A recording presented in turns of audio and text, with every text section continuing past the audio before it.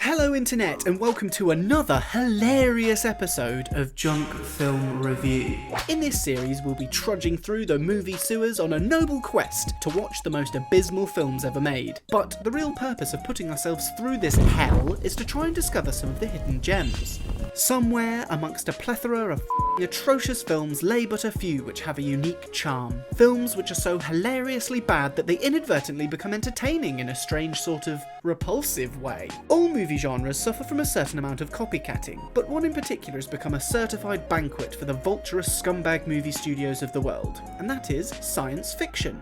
This one genre is responsible for some of the most innovative and creative developments in cinematic history, whilst also addressing important social issues like gender, sexuality, race and class, and has always been a beacon for progression, acceptance and understanding. But this comes at a cost, as it also suffers from being one of the most ripped off and downright bastardised genres in the entire industry. Every so often a bright young spark will come along with a new idea or concept and completely change the landscape of cinema, introducing new perspectives and techniques, wowing audiences and pushing us forward culturally. Then, every mindless prick and his dog will come along and create a pointless, tactless rip-off in the pursuit of a quick buck, cheapening everything that came before it and making me want to rip my own toppings off. Which brings us to today's film. Interstellar Wars. Originally released in 2016 under the name Independence Wars Insurgents, the creators were clearly attempting to cash in on the hype surrounding the upcoming release of the similarly titled Independence Day Resurgence. But unfortunately the genuine article flopped like the unnecessary sequel that it is, and the plan to piggyback off its success was now futile. So, being the quick-thinking go-getters that this copycat studio are, they quickly changed their movie's name and re-released it, in another blatant attempt to fool old grannies and mindless idiots into buying it. And so, Interstellar Wars was born. Today's movie was brought to you by laziness. Everything about this movie is unbelievably lazy, and it's so apparent that it's devoid of any planning or forethought, and at times it's completely unbearable to watch. It's abundantly clear that the creators threw this movie together in a matter of days, not giving a single shit about their creative process and having only one goal in mind. Just technically released something, anything, as soon as possible. It would appear that its creator, Marlene McCohen, studied at the Tommy Wiseau School of Ineptitude, as she wrote, directed, produced and starred in this hefty skid mark of a movie. So, we open with an unnecessarily long title sequence, featuring one of the most poorly produced and amateur title treatments that I've ever seen.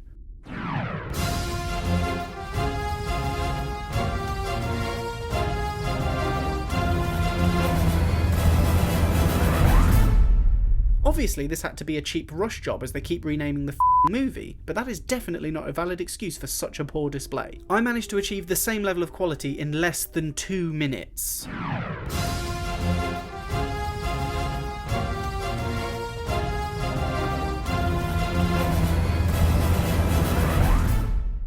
Cut to the Los Angeles AFB research facility, where a canoodling couple of morons have their under-the-table fondling brought to a halt when their equipment picks up something alarming. They notice a big signal and decide to call their boss and wake him up. Better report this.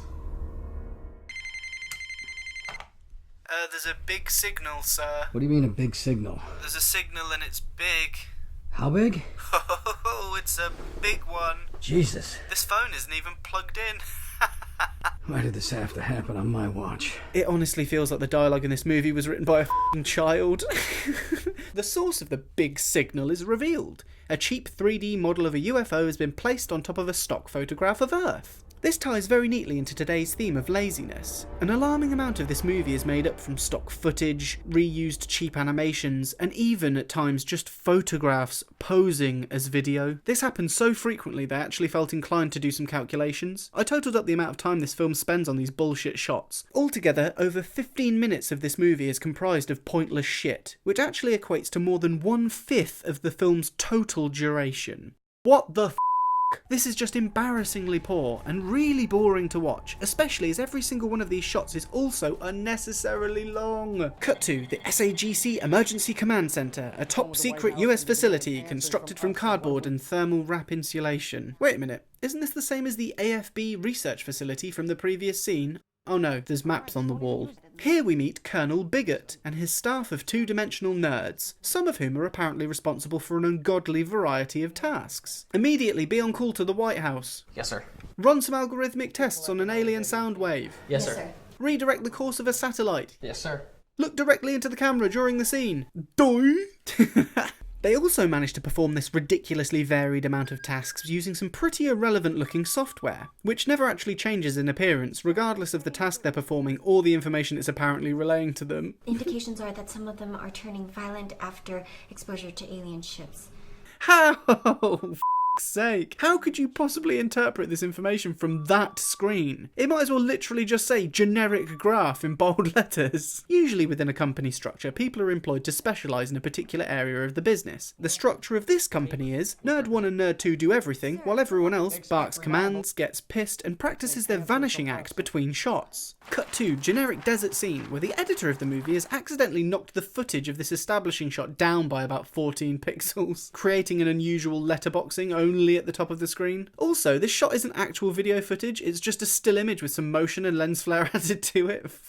Hell. Here we meet the rest of the main cast. 4 absolute douchebags who all share the exact same personality. And I don't even mean that in a joking way. All of the main characters in this film speak and act in exactly the same way to one another, which just makes it so alarmingly apparent that they're all just following a script written by a single person, who very clearly has limited experience interacting with actual human beings. If this was done deliberately as some kind of interesting plot device, or as an artistic commentary on the dilution of society, it might have been quite impressive, but it's just the result of terrible script writing, piss poor directing, and a lacklustre cast of people better suited to playing extras. Whilst stood around enjoying their inflated sense of self-worth, the gang are disturbed by a thirsty old man who appears from nowhere to ask if they have any water. Being the absolute irredeemable douchebags that they all are, they immediately refuse, take the opportunity to boast about their sexual preferences, and instruct him to go away so they can continue their borderline incestuous tonsil tennis session. Before they can berate the kind old man any further, they're suddenly interrupted when an alien spaceship flies up overhead. It blasts them with a pulsating red light, and then heads south towards Los Angeles. It's heading south towards Los Angeles. The kind old man starts to wig out, and in a momentary lapse of character, arrogant douchebag shows some concern. Are you okay? Yeah, maybe he's dehydrated. Just kidding, he's gone mad from all that alien light from a second ago or something. Breaking news! It's time for the world's most unbelievable news anchor, Bill Mackerel, delivering the movie's worst performance. And that's f***ing saying something. Good morning, LA. Breaking news coming in. There appears to be, and as yet it's unsubstantiated. It honestly feels like he was just forced into doing this scene at gunpoint. He quite clearly doesn't have a single f***ing clue what he's talking about. He also apparently doesn't even know how to pronounce his award-winning correspondent's name. We're going to go live to Stacy Stoffer. I'm Stacy Stoffer, and I'm... The writer of the film then seizes the opportunity to use Mr. Mackerel to throw some shade at the more competent movie studios of the world. Much like the War of the Worlds, but this is not some big-budget Hollywood production. We can see that, Bill. It's abundantly clear. So the lesbian couple set off to collect one of their mothers and go and hide in a cabin somewhere. Great plan. I mean, it's better than staying here in the city and trying to fight off these aliens. What? They've edited in the wrong background. It's not the city, that's the desert. And the non-lesbian couple off home to have a quick domestic. It transpires that arrogant dude is a soldier who needs to go and fight for the country because he's responsible for every citizen of United States. Every citizen of the United States. So the next chunk of the film basically consists of people telling each other that the phones don't work. It's not working. It's not working. Damn it! And that there's an alien invasion going on. Alien attack. Actual aliens. There's an alien invasion going on. I mean, we did see a strange looking ship, but there isn't a single point in the entire movie where we see any aliens. It's just everybody in the movie perpetually insists that there is some, so we're literally left with no choice but to just play along and believe them. So rather than write scenes into the film which help us understand the characters' beliefs and motivations, and then stage a series of events to challenge these and cause a change or development in them, we're just shown a series of badly edited news reports with the ever-charming Bill Mackerel just explaining what's going on. This is such a cheap and thoughtless way to deliver plot that it actually just makes me feel sad. It's so shit. And just a quickie, during this news report, which lasts for over 3 minutes of screen time, the clock in the corner just stays on 8:13.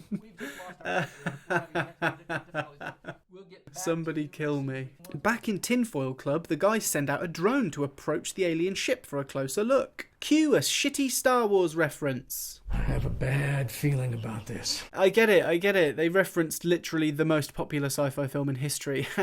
Cool. The canoodling scientist from the opening scene has managed to find some clothes, and also make it all the way here from the AFB research facility, which is in a different location. Her purpose in this scene is to just re-explain all the things we already have been told several times. This scene is one of the hardest to sit through, as it's abundantly clear whoever wrote the script couldn't be bothered to do any research, and knows nothing about military operations or just science in general, which might have been useful when writing the dialogue for a military scientist. We believe them to be reacting to a neural infection.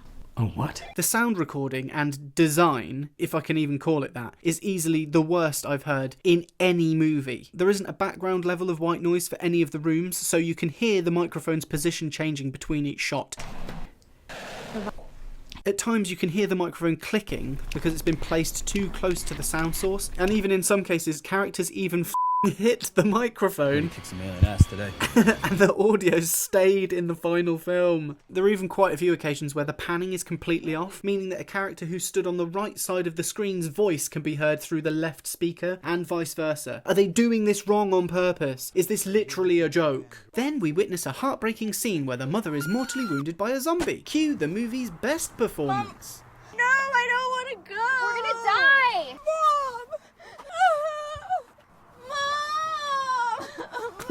Fuck. Shortly after, sister and girlfriend finally reach their destination. Luckily, it's a fortified structure with furnishings, running water and some supplies, which is an extremely logical choice and definitely worth travelling such a great distance to get to. Oh no, wait, it's literally just a filthy, dank structure with a hard concrete floor to keep them comfortable. This is the only scene in the entire movie with any kind of interesting interaction, and it's completely ruined by the idiot of a sound recordist. Whoever was in charge decided to not prepare to record the audio for a character who's about to burst in and start shouting. Get up! Hands where I can see them! F***ing hell. Turn the f***ing mic down. After we're treated to a very long scene comprised entirely of library stock footage of an Air Force base, Douchebag and his jet buddies set off to tackle the alien threat. They communicate with each other in the sort of boyish bravado you'd expect from military men. They also use terminology that us regular folk wouldn't necessarily understand, like referencing the numbers on an analog clock as a shorthand way to give direction and plan formation. Except they all keep getting it completely wrong. Coming up on your 9 o'clock. Hang in there, boss. Okay, well, that was directly behind him, which is actually 6 o'clock, but whatever, you know, we all make mistakes. Then they discuss a move into formation at 10 and 2.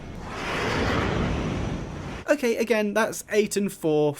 Jesus Christ. Couldn't the creators of this film just look at a clock? And now, time for the epic final showdown between Douchebag Top Gun and the evil alien invaders. Well, the rest of the squad are immediately killed off, and Douchebag beats the aliens after firing a single missile at them. How is this a good strategy? If the plan was to attack, they surely could have just launched something remotely to prevent such a massive loss of lives. Like, how many different surface-to-air defences could they have used instead? Oh, loads. After such a hard day of fighting the aliens, everyone is relieved and miraculously cured from whatever the was happening to them. And the Colonel has apparently been cured of his bigotry, which was part of some obscure subplot that they never really fleshed out or explained. I know exactly how you feel.